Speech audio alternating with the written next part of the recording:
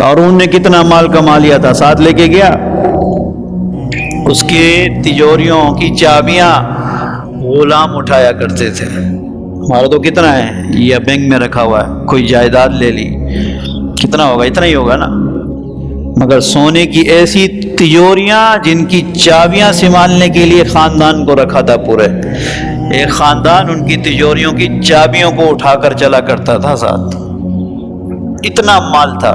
کہاں گیا، یہاں رہ گیا۔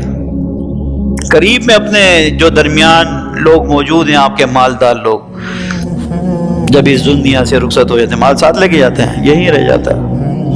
آنکھ بند ہوئی، 1 روپے بھی جیب پر ہوگا تو تم سے ہی سب سے زیادہ محبت کرنے والا تمہاری جیب میں ہاتھ ڈال کر وہ سب سامان نکال لے گا، کیونکہ قبر پہ لے جانے کی اجازت نہیں ہے کوئی بھی چیز، دنیاوی چیز۔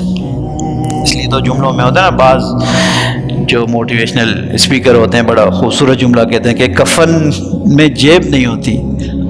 کفن سادہ لباس ہوتا ہے، یہ رومال کی طرح، جس میں انسان کو لپیٹ کے زمین پر دے دیا جاتا ہے، رخصت کر دیا جاتا ہے۔ اس میں جیب نہیں ہے، مال نا، یعنی کہ چیک ویک بھر کے، یا تمہارے ڈی ایچ اے کے پلاٹ میں رکھے ہوئے، کلفٹن کے رکھے ہوئے پلاٹ میں تم یہ وصیت کر کے جاؤ گے، بھائی یہ 1000 گز کا بنگلہ ہے، مجھے یہاں دفناؤ۔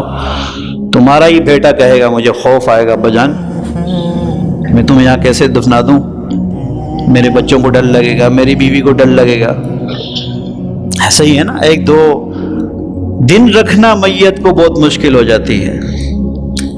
تو کس مال کی محبت میں، کس چیز میں تم نے اپنے رشتہ داروں کو، اپنے والدین کو ناراض کیا ہوا ہے؟